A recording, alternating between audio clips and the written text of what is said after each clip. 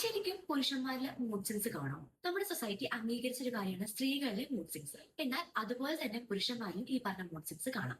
അതിന് പല റീസൺസ് ഉണ്ട്. ഒന്നാമത്തെ റീസൺ എന്ന് പറയുന്നത് സ്ട്രെസ് റിലേറ്റഡ് ആണ്. അതായത് വർക്കിലോ ഫിനാൻസിലോ അല്ലെങ്കിൽ എന്തെങ്കിലും റിലേഷൻഷിപ്പിലോ ഒക്കെ ഈ പറഞ്ഞ സ്ട്രെസ് വരുമ്പോൾ അവർക്ക് മൂഡ് സ്വിങ്സ് വരാൻ ചാൻസ് കൂടുതലാണ്. വേറൊരു കാരണമായിട്ട് പറയുന്നത് ലാക്ക് ഓഫ് സ്ലീപ്പ്. അതായത് ഈ വർക്കും പേഴ്സണൽ ലൈഫും എല്ലാം കൂടെ ബാലൻസ് ചെയ്ത് പോകുമ്പോൾ പല ആളുകളും ഉറക്കത്തിന് സാക്രിഫൈസ് ചെയ്യാറുണ്ട്.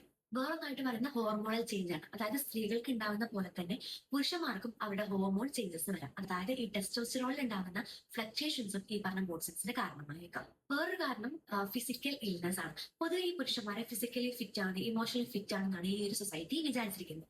പക്ഷെ അവർക്കും ഈ പറഞ്ഞ പോലെ ഫിസിക്കൽ ഇൽനെസ് വരാം. സോ അതും ഈ ഒരു മൂഡ് സ്വിങ്സിന് കാരണമായേക്കാം. പിന്നെ വേറൊന്നായിട്ട് പറഞ്ഞ ഈ ആൽക്കഹോൾ പോലുള്ള കാര്യങ്ങൾ യൂസ് ചെയ്യുമ്പോൾ അപ്പോഴും ഈ പറഞ്ഞ മൂഡ് സ്വിങ്സ് ഉണ്ടായേക്കാം. ഇനി വേറൊന്നായിട്ട് പറയുന്നത് ഈ major life changes, emotional changes ഒക്കെ ഈ പറഞ്ഞ മൂഡ് സ്വിങ്സിന് കാരണമായേക്കാം. ഇനി എങ്ങനെയാണ് പുരുഷന്മാരിൽ ഈ പറഞ്ഞ മൂഡ് സ്വിങ്സ് എക്സ്പ്രസ് ആവുന്നത് നോക്കാം. ഒന്നാമതായിട്ട് ഇറിറ്റബിലിറ്റി, എല്ലാത്തിനോടും ഉണ്ടാകുന്ന ഇറിറ്റേഷൻ. രണ്ടാമതായിട്ട് ഈ പറഞ്ഞ മൂഡ് സ്വിങ്സ് എന്ന് പറയുന്നത് ആങ്കർ ആയിട്ടും ഫ്രസ്ട്രേഷൻ ആയിട്ടും മാറാം.